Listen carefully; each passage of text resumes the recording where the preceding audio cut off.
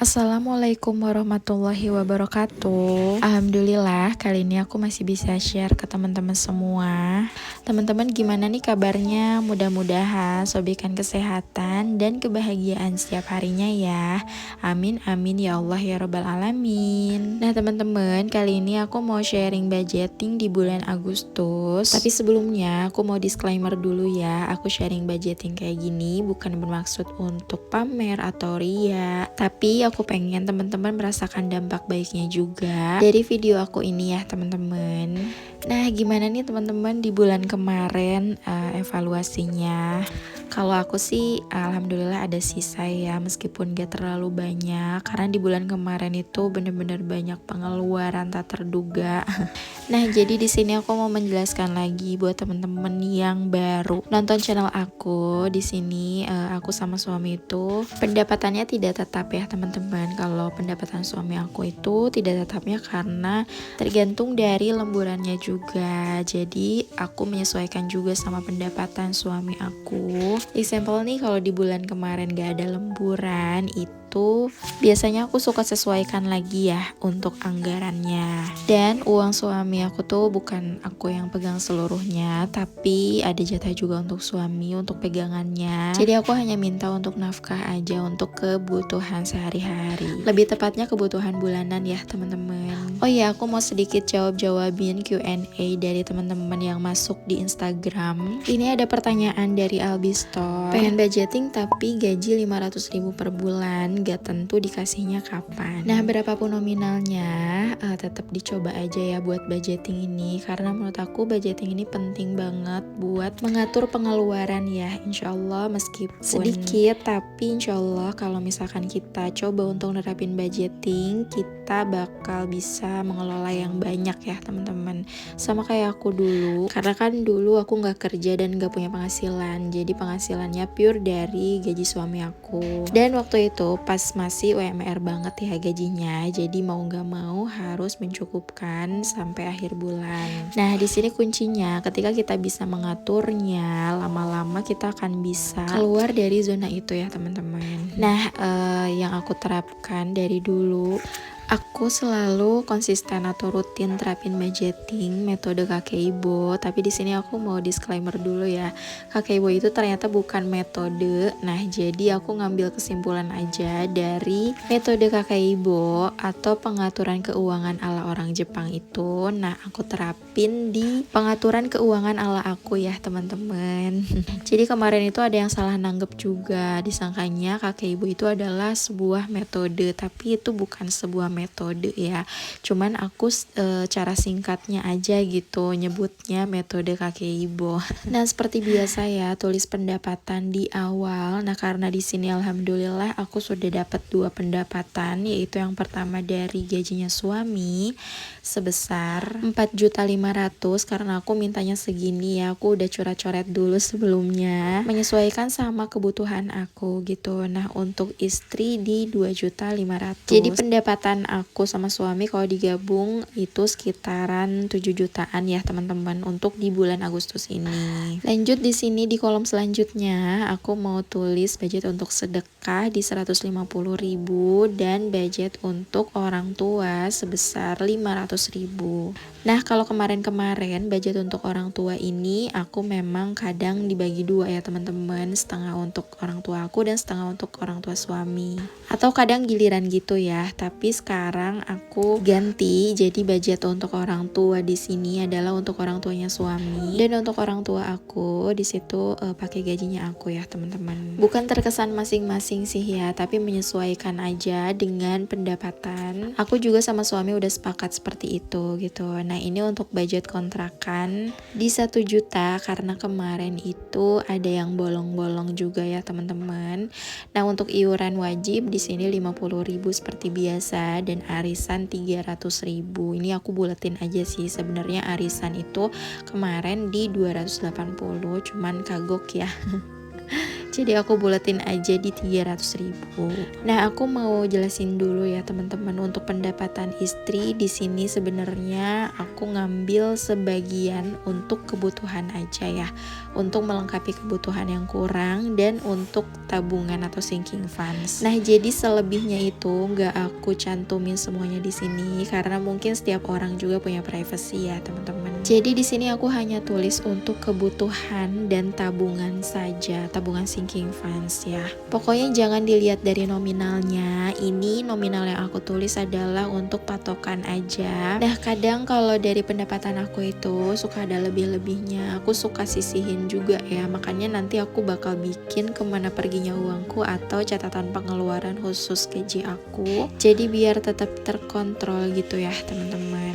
Nah, di kolom keempat ini adalah kolom untuk saving. Di sini alokasinya untuk sinking funds. Yang pertama ada dana darurat sebesar 150.000, lalu gift 100.000, kurban di 400.000 dan gold di 150.000. Aku ngisi sinking funds di bulan ini gak terlalu banyak ya teman-teman, karena balik lagi menyesuaikan dengan pendapatan di bulan ini. Nah, kolom berikutnya yang terakhir ini untuk variable expenses ya. Yang pertama di belanja bulanan 700.000, untuk belanja mingguan 1 juta. Ini untuk 4 minggu kurang lebih ya. Jadi 1 minggunya itu sekitar 250.000. Nah, untuk pulsa dan wifi aku anggarkan 300.000, untuk bensin di 450.000. Ini udah termasuk bensin mobil. Biasanya bensin mobil itu sekitar 250 ribuan dan sisanya untuk bensin motor suami dan aku. Untuk listrik di 100.000 dan air di 55.000. Next, dana tak terduga di sini aku anggarkan 200.000. Ini biasanya untuk jaga-jaga aja kalau misalkan akhir bulan kebutuhan habis, jadi aku pakainya dana tak terduga ini ya teman-teman. Untuk susu dan cemilan ini untuk keperluannya Zia Zain, di sini aku anggarkan di 300.000. Biasanya sih ini untuk kayak susu, terus vitamin, madu, pokoknya kayak gitu-gitu ya teman-teman. Nah, untuk jajan di sini aku anggarkan 500.000, gas dan galon 100.000. Nah, terakhir dana liburan atau hiburan di sini aku anggarkan di 500.000. Nah, alhamdulillah semuanya udah terpenuhi. Ini ada pertanyaan lagi, kenapa ya pas mendekati akhir bulan suka kurang duitnya? Nah, aku biasanya dulu itu suka ngebudgetin dana tak terduganya 2 kali lipat ya teman-teman. Jadi aku ambil anggaran yang lain untuk aku simpan di dana tak terduga. Kayak misalkan aku ngurangin dana belanja bulanan sama belanja mingguan untuk lebih disimpan di dana tak terduga gitu. Jadi nantinya untuk belanja bulanan dan mingguan ini kita harus matok budget segini. Gimana caranya biar bisa cukup? Jadi kita bisa mengira-ngira pemakaian ya. Tentunya juga masih bisa menghemat lagi gitu. Nah, selagi itu kita ikhtiarnya untuk mencari penghasilan tambahan atau passive income yang bisa jadi solusi teman-teman.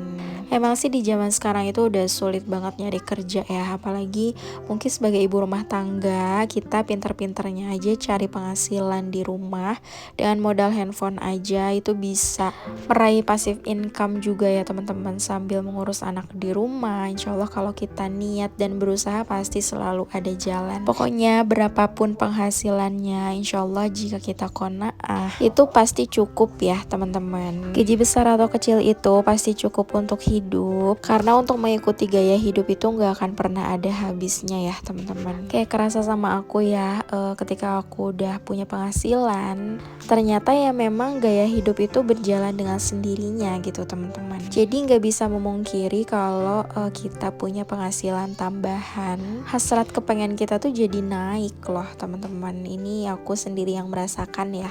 Ya pokoknya selagi kita bisa mengaturnya, selagi kita nggak terlalu memakai uang secara berlebihan atau boros, nikmati aja ya teman-teman, karena hidup ini adalah untuk dinikmati. Malah dalam Islam juga kita dianjurkan untuk memakai uang sesuka kita gitu, dalam artian kita boleh membeli ini itu agar kita lebih semangat lagi dalam menjalani hidup, tapi dibarengi dengan sedekahnya, dengan zakatnya juga kalau sudah sudah mencapai nisab atau haulnya ya teman-teman. Ini untuk reminder aku juga ya teman-teman, kadang juga aku suka hilaf, suka lupa gitu dengan berbagai macam keinginan aku, pengeluaran aku, sehingga aku lupa untuk bersedekah ya teman-teman. Makanya aku suka budget untuk sedekah ini ya, tapi aku nggak tulisin di sini karena kan dalam Islam itu sensitif ya teman-teman. Kalau kita sharing kebaikan atau apapun itu sebaiknya jangan terlalu dilihatkan gitu. Baik untuk contoh, untuk jadi motivasi atau inspirasi buat orang-orang, tapi harus ada batasan juga ya. Justru aku tuh suka gini ya teman-teman, suka ngeliat gitu kan, kayak misalkan yang di pinggir-pinggir jalan gitu, fakir miskin, terus aku ngeliatin gitu, ya Allah kayaknya tenang banget jadi dia gitu. Maksudnya dia terlihat biasa aja di dunia gitu, siapa sih orang yang mau menghormati dia. Tapi ketika kita coba bayangkan di akhirat nanti, semua orang yang kaya raya, yang punya segalanya ingin jadi dia teman-teman, karena kelak akan mudah hisabnya ya teman-teman. Aku tuh jadi kadang suka iri gitu. Makanya balik lagi ke diri aku sendiri ya teman-teman, untuk reminder harusnya kita punya segalanya itu ada sedikit sedih ya, perasaan sedih. Kadang kita bisa beli segalanya, semuanya, tapi kadang harta itu adalah ujian ya, ketika kita mempergunakannya dengan tidak baik gitu ya, semaunya kita, kelak itu akan dipertanggungjawabkan juga. Aduh, ngeri ya teman-teman, karena aku juga masih ada di proses ini gitu. Ini tuh sangat sulit banget benar-benar. Di zamannya sekarang itu kita memang berperang dengan hawa nafsu ya. Beda tuh kalau dulu perangnya perang fisik gitu ya, tapi sekarang itu udah beda zaman. Mudah-mudahan kita selalu ada di jalan yang baik ya teman-teman. Nah ini aku mau bikin income tracker seperti biasa. Jadi untuk gaji yang aku tulis di awal tadi itu adalah gaji sini juga, cuman aku ngambil sebagian untuk menutupi kebutuhan dan alokasi sinking funds ya teman-teman. Nah untuk yang lain-lainnya biasanya aku alokasikan untuk menabung rumah dan menambah modal usaha. Nah ini kisi-kisi juga buat teman-teman yang masih belum punya rumah, yang lagi berusaha buat nabung rumah. Jangan patah semangat, karena belum punya rumah itu adalah bukan sebuah aib ya teman-teman. Kita nggak tahu apa yang jadi prioritas kita di dunia ini gitu. Rumah juga kebutuhan primer ya teman-teman, tapi di sini kembali lagi ke prinsip masing-masing. Gimana caranya buat beli rumah tersebut ya teman-teman. Tentunya juga dengan cara-cara yang syar'i insyaallah. Nah ini untuk income trackernya ada YouTube, affiliate, sponsor dan all shop. Nah di sini aku tulis totalnya juga karena buat jadi patokan juga ya teman-teman setiap bulannya. Pokoknya selalu bersyukur, jangan lupa ya teman-teman, meskipun di dalam keadaan yang buruk sekalipun kita harus bisa mengambil sisi baiknya, karena Allah gak akan pernah ngasih takdir yang salah ya teman-teman. Selalu ada hal baik sekalipun itu dalam keadaan yang sangat buruk. Nah lanjut, di sini ada catatan pengeluaran. Biasanya di sini aku suka tulis-tulis gitu ya, apa aja yang aku beli gitu. Dari penghasilan aku ini ya teman-teman. Kadang kan kalau misalkan penghasilan sendiri nih, kita tuh pengen merasakan juga ya untuk self reward gitu.